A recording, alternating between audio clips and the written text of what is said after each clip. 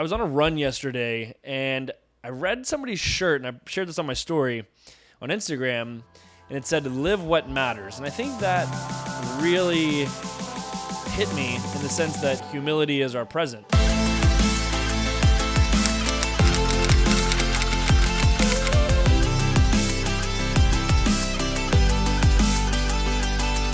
Boom. Welcome back, my friends, to another episode of The Morning Takeaway. So today I'm going to be pretty quick, and I just want to say something that's on my mind and kind of get it out there.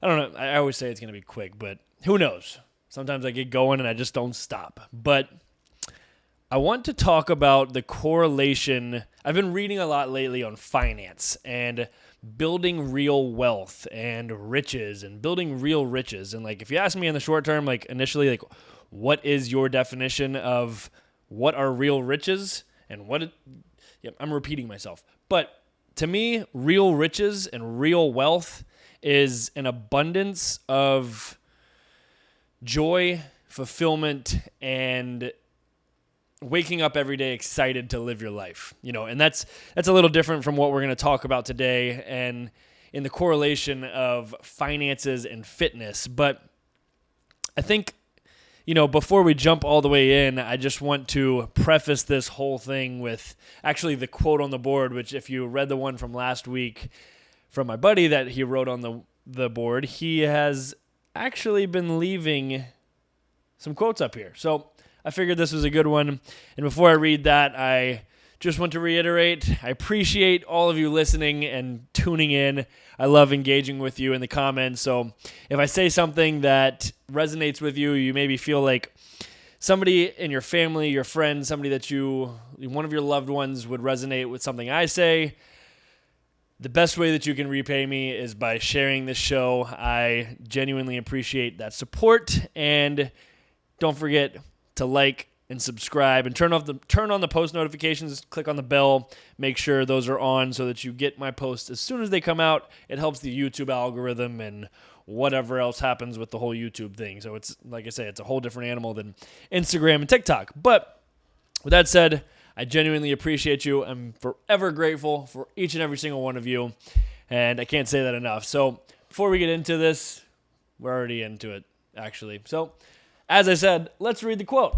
Quote today is, "Pride is our past, ego is our future, humility is our present."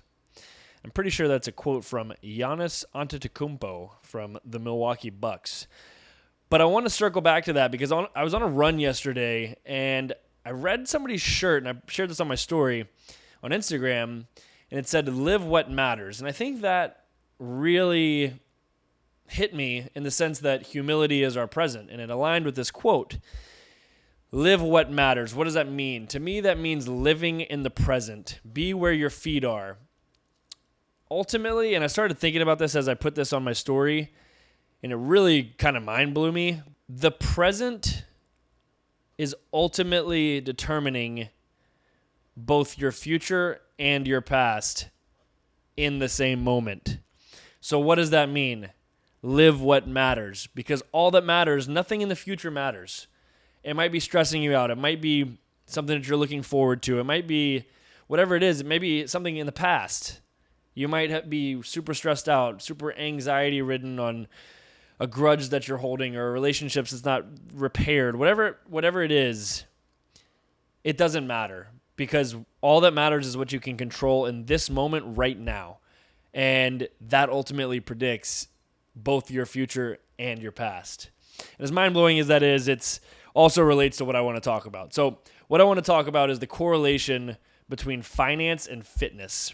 And I'm going to keep this super short, but just some food for thought for this Thursday is the fact that to build real wealth, I heard something in this book that I was reading that you're never going to out-earn investing.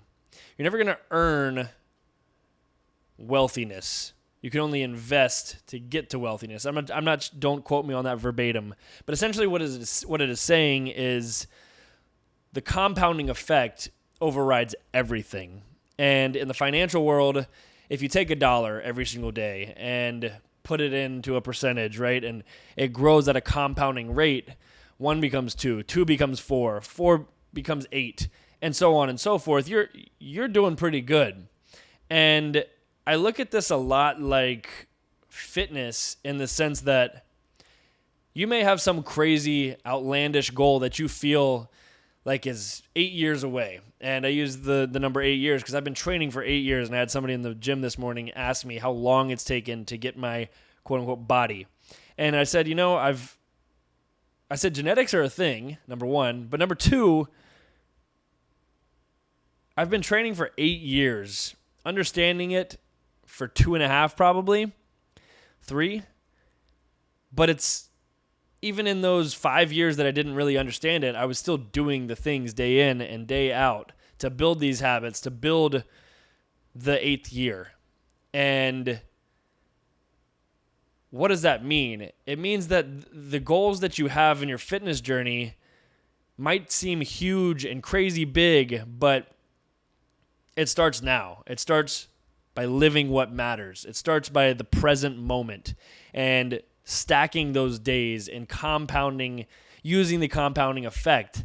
You start taking if you drink 3 sodas a day, it's affecting your health. And as black and white as that is, it's affecting your health. It's affecting your gut. It's affecting a lot. All the sugars in there, But it's really hard for somebody to say, hey, I'm going to lose 100 pounds or I'm going to lose 50 pounds in 4 months and drink 3 sodas a day. It doesn't just come down to movement. It comes down to what you're eating, drinking, everything, right? But I'm not going to tell that person to stop drinking 3 sodas a day.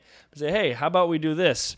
We get everything in that you need to do and that should progress you forward, and get that 1% and use it as a reward. Let's start this week.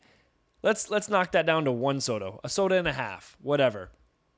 And by 4 weeks down the road, it's completely gone, right? And I think I'm getting off onto a different rabbit hole here, but the idea that finance and fitness are so similar has just become so, I guess, prevalent is probably the right word, as I read more and more on finances and just like learning about, quote unquote, becoming wealthy. And not that that's the end all be all, but we should all, right, be thinking about our futures and how to, ultimately build real wealth in a way. And again, real wealth is different for everybody. But for me, I know, I want to be able to retire one day and hang out on my retirement fund that I've built, right? And the only way that happens, I think there's a story in the book that some man was making $14,000 for the however many years he worked at UPS. And somebody came to him and said, hey, you need to invest 20% of every paycheck. He said, well, I can't do that. I can't live off of 20%, or I can't live off of $12,000, whatever it was, that number. But by the time he was 75 or something, he had millions of dollars. And that of itself just goes to show you that delaying gratification and doing things in the present moment to compound in the end, the day-by-day little habits to compound in the end, when you look up 8 years from now at your body, you're like, wow. It feels in a way at points that there's no way that you can get there. But the only way to get there, and as humbling as it is, humility is our present. It's tough to swallow that, saying, okay, this is a process, right? And committing to that is the hardest part, right? Getting started is usually the hardest part. I don't know. All right, so I actually just got cut off because my memory card ran out of storage. But basically what I was saying, and I'm going to wrap this thing up, I didn't have that much for you, but basically that getting started part is the hardest thing to kind of wrap your head around. And it is a very humbling feeling. But if you can, and you think about it in that compounding effect and think about, wow, I am going to do one thing today that makes me better and ultimately gets me to that goal, right? So, I hope there was something that I said in there that resonated, or maybe you thought somebody else could resonate with, that you share it with. But that's really all I had on my mind today. And I just wanted to share that and expand on what I had said the other day on my story and kind of loop it into everything that I've been reading and just share it with you. I think there's some valuable stuff in there. So with that said, let's wrap this thing up with a random question. What's the last thing you complained about? So I think the last thing I complained about was either food or just because I was hungry, or I couldn't even tell you. But I think for me, actually, something that I've been working on all year is the art of not complaining and trying to change my perspective on complaining. And it's like everybody complains when the alarm goes off. It's like, oh gosh. And we're training our brains to be in a negative state from that time forward. It's like if we could change that to like, heck yeah, like it's time to get up. It's time to get this day rolling. We would have such a better life. And it's way easier said than done, but it's definitely something I've been working on in the idea of complaining and trying to just eliminate that, because nobody wants to be around an energy sucker. You want to be an energy giver.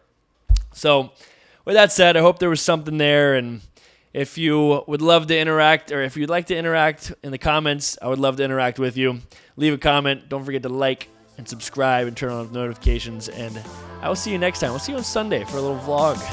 And with that said, I hope you have an awesome freaking day, and don't forget to smile.